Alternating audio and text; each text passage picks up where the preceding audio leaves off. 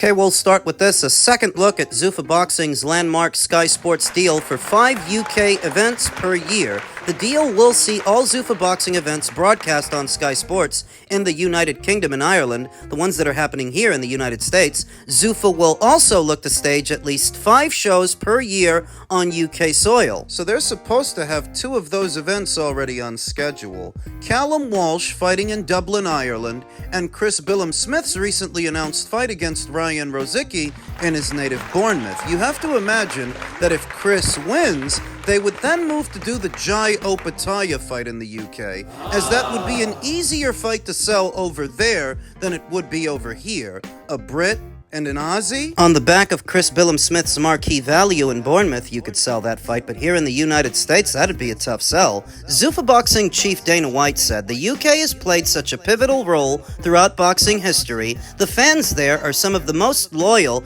and passionate in the world. When you talk about boxing in that region, Sky Sports has always been the home for legendary boxing fights. There's no bigger or better platform to showcase the best boxing in the UK. This is a massive milestone for Zuffa Boxing." They're gonna have to sign more Brits.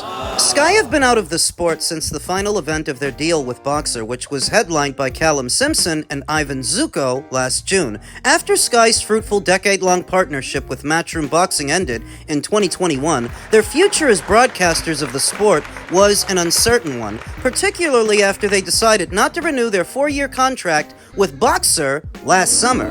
But now they're back with a bang, having signed with Jake Paul's MVP in February. Sky now have a second deal on their books with Zuffa, and these deals that they have with Zuffa and that they have with MVP are costing them less money than their exclusivity deal they had with Boxer and the one before that with Matchroom. So it keeps them in the sport, but at a reduced cost. So they're not spending as much, but I don't think they'll be getting as much either. You're not talking about events on the scale of Anthony Joshua's fights when he was on the platform, when he boxed Klitschko and Parker and Povetkin and all those people. Those were wildly successful pay-per-views for the platform. And you're not talking about events on that scale with MVP and Zuffa. Zuffa earlier this year unveiled the signing of British star Conor Benn, who stunned the boxing world by leaving Matchroom and Eddie Hearn to join the upstart promotional company, which is headed up by the ring's owner, Turki El Sheikh, TKO Group Holdings, Nick Khan, and UFC president Dana White. Conor Benn's fight's gonna end up on Sky? It all depends on who he ends up fighting, because he's looking to fight Ryan Garcia,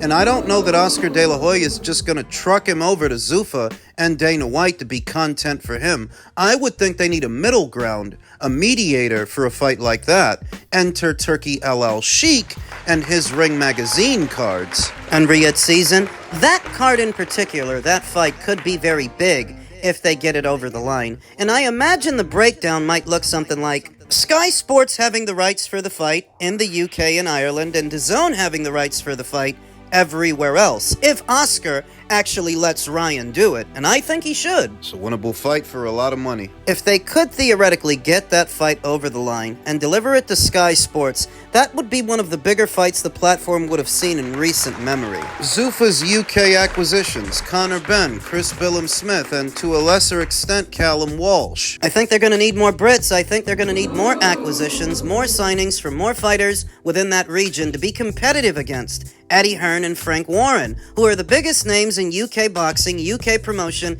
and frankly, I think it's going to take more than Conor, more than Chris. A lot more. I understand that Zuffa only launched earlier this year, and Rome wasn't built in a day, but that's just saying, generally, to really be competitive against these guys, you're going to need a lot more than what you've got right now. You can do shows, and they might do okay. You can achieve some modicum of success. But to catch up to Eddie and Frank? Yeah, it's gonna take more than that, and it's gonna take a while. The silver lining for the fighters is that now that Zuffa is doing shows in the region, that presents more opportunities to box on a major platform. What fighters have already gone the conventional route with the existing framework, they might migrate over to Zuffa, like so many Americans already have.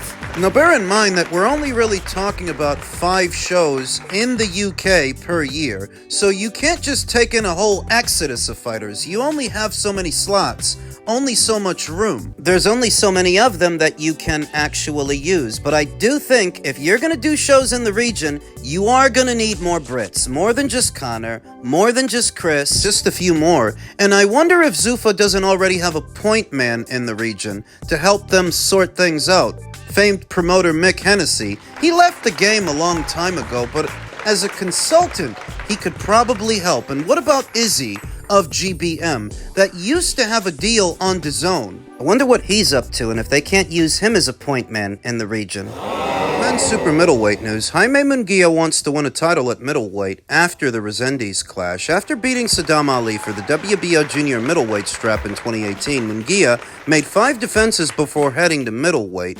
Ultimately, he only had a handful of fights there, none with world title honors on the line. Before moving up to super middle, he'll clash with Resendiz for the WBA super middleweight title at the T-Mobile Arena in Vegas on May 2nd, live on DAZN. This weekend, if Munguia beats the ring's number 6 super middleweight, he would become a 2-weight world champion. It would be a good feeling, but the Mexican wants more. I want to become a 3-weight world champion, Munguia told Fight Hub TV. I want to win this title, defend it, hopefully be able to unify, and then a challenge for myself if my body allows it. I would like to come down to 160 and manage myself in that division and see what the division holds. A middleweight run is likely in his future, but for now, it's all about Resendiz. The 27-year-old burst onto the scene, the ring's 2025 upset of the year over Caleb Plant last year. Heading into that fight, Plant was a heavy favorite, and in the first few rounds, he showed exactly why. But as the fight went deeper and deeper, Resendiz shifted things to his liking. Munguia, though,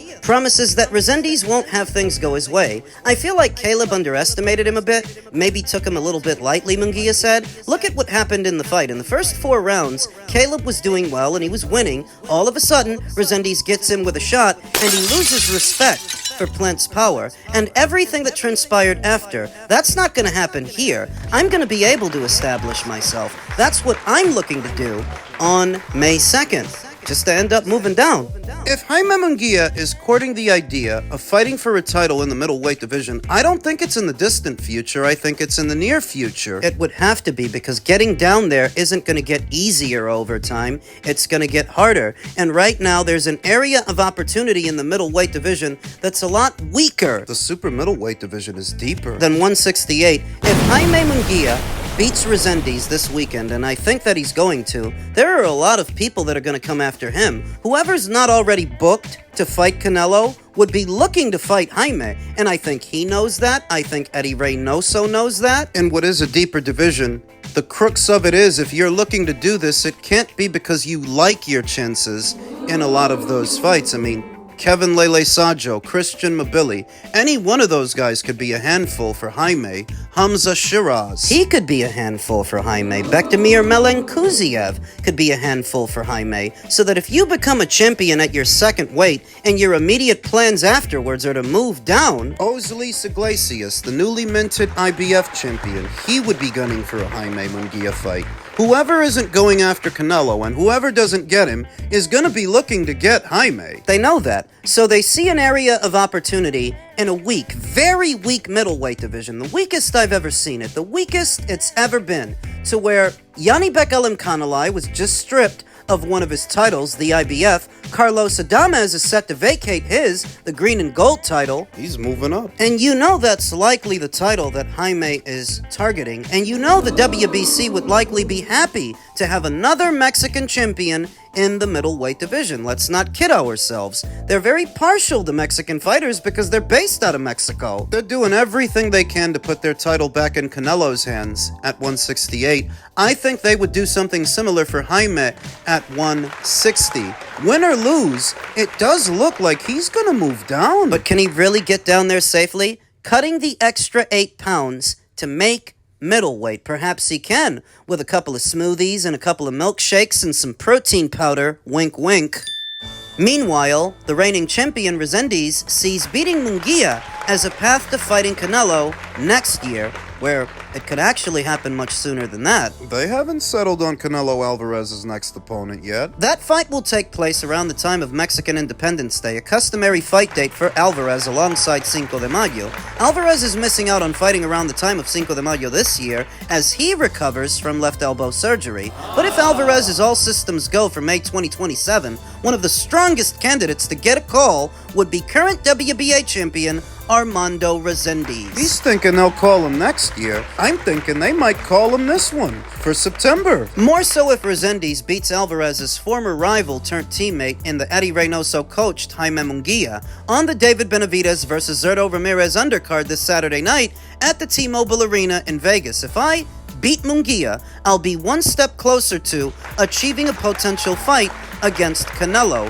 Resendiz told The Ring following a recent training session. It may be inevitable at that point. I'm looking to position myself for whatever may come next, but time will tell. Before he can even be considered for a crack at Alvarez, Resendiz must overcome a highly motivated Munguia. Resendiz appeared ripped and ready, trained by upset master Manny Robles, for the challenge while hitting the pads held by Coach Manny. We can only hope that Canelo would want to fight him after he beats Munguia. It can be the perfect Cinco de Mayo fight for next year, Robles told The Ring. We will be here. I don't see why Canelo would go back up to light heavyweight. I believe he and his team understand that light heavyweight is not his division, especially at this stage of his career. We have to get through Munguia, and the fights will just keep getting bigger and bigger. They're talking about next year. I'm thinking this one. I'm thinking if he beats Jaime, he takes all of June off and some of July, starts getting ready in late July, then continues throughout all of August to be ready for Canelo in September. It could actually happen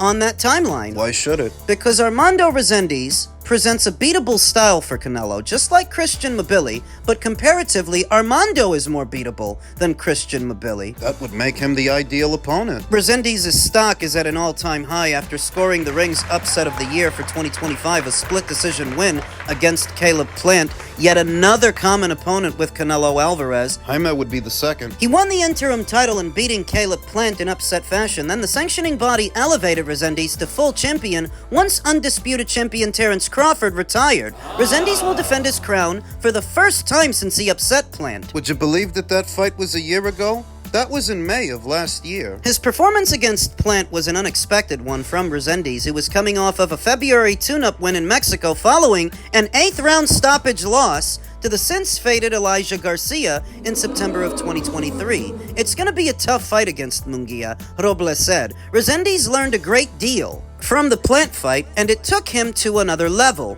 We're going to prove on May 2nd how much better he's gotten. There is always a possibility for the knockout. We'll be prepared to fight for 12. Resendiz is ready. Yeah, I don't read all the things into the Caleb Plant fight, the Caleb Plant upset win that Manny Robles and so many other people do. I mean, if you think about it, that's what typically happens with Caleb. He starts off okay, he's doing good in the first 4, then he starts to fade down the stretch. This time, it just happened a bit sooner, because I think after so many fights, I think Caleb is a shot fighter. I think he's worn out. Where Manny Robles says Resendiz doesn't have a lot of wear and tear on his body. He's still maturing and learning. The boxing fans are going to be the winners. Mexican fans should be super excited. You don't even need a belt to get fans excited for a fight like this. You never know. It could be so good that we may see a rematch because it's a hell of a fight, but we won't know until we fight. Munguia is certainly equipped to spoil all kinds of plans for Resendiz, and odds makers believe he'll be the victor. Munguia is listed as a negative 215 betting favorite, while Resendiz is a plus 170 underdog. But as Resendiz proved against Plant as a plus 1100 underdog, he's ready to pull off another upset win and be better suited for even bigger business against Alvarez. I think he can expect that phone call to come shortly after a win if he does beat Jaime Munguia now. I don't think that he's going to. I have Jaime winning the fight. There are so many names out there that can be next for the face of Mexican boxing, but all I can guarantee is that every time I go out there and fight, the fans will leave happy, Resendiz said. Whatever comes my way, whether it's Canelo or someone else, I'm sure it'll be great. There are a lot of names out there in the super middleweight division, but they don't pay out what fighting Canelo Alvarez pays out, so realistically, you don't gamble with them. When you could fight Canelo, and I believe that If Resendiz wins, shortly after that, the phone is going to ring and they're going to want him to fight Canelo as soon as September for what is Turkey's Mexico versus the World card. In that instance, it would be Mexico versus Mexico. You don't make nothing unifying titles with the Cuban. With IBF champion Oslis Iglesias, you could probably make a decent bit of change unifying with Hamza Shiraz if he wins the brown belt. I think he's going to. But not as much as you'd make boxing Canelo. That's an opportunity that, when it comes around, you have to take it with both hands because you don't know if it's going to come back around. You could lose your next fight, or Canelo could lose his, and if he does, bye-bye payday. So, if Resendiz proves me wrong, and he wins on Saturday, I expect his phone to ring, I expect them to offer him that fight for September, and I would expect that he takes it. I think too many people, based on rumors and preliminary reports, have become attached to the idea that Canelo will fight Mabili in September, when Resendiz would present the same style in a more beatable fighter. Remember that Resendiz hasn't been at super middleweight all that long. He's really not that big a guy. His claim to fame is beating a faded Caleb Plant. And even then, he did not do to Caleb Plant what Canelo Alvarez did years ago when he stopped him and left him slumped over the ropes. You have to imagine in this scenario, Resendiz would have beaten Jaime, dishing out a loss to the Eddie Reynoso camp. They'd send in the big guns to avenge it. Said Canelo. And Resendiz would still present a credible scalp for Canelo Alvarez to fight, not somebody on the level of a Terence Crawford, not a pound-for-pound fighter, but still a solid fighter, a world champion at the weight. Any one of these guys is fine by me. If he fights Resendiz, or he fights Mabili, or he fights Shiraz, I'm okay with Canelo fighting any of these guys. They are all acceptable. They are all credible. I only wonder, how much longer does Canelo Alvarez mean to keep fighting? Is he about to go on another undisputed run? Interesting report making the rounds claiming that Canelo Alvarez revealed he went to a longevity clinic in Switzerland, and after 21 years and nearly 70 fights, his brain is completely clean. You know that it might be? That might actually be the case, that he's avoided a good deal of head trauma by slipping and rolling and catching and countering, but that doesn't speak to his reflexes, that doesn't speak to his ligaments and his tendons, that there may not be any chronic inflammation of the brain, but there is inflammation in other areas, and we've seen those red flags. When he had a dodgy knee, he had to have that worked on. After the Bivol fight, he had to have his hand worked on. More recently, he had to get his left elbow looked at. He had to get that worked on. It's amazing that there's no wear and tear in his brain, but there is wear and tear in other places to where I don't know how much longer Canelo Alvarez could or should keep doing this. We'll see what happens.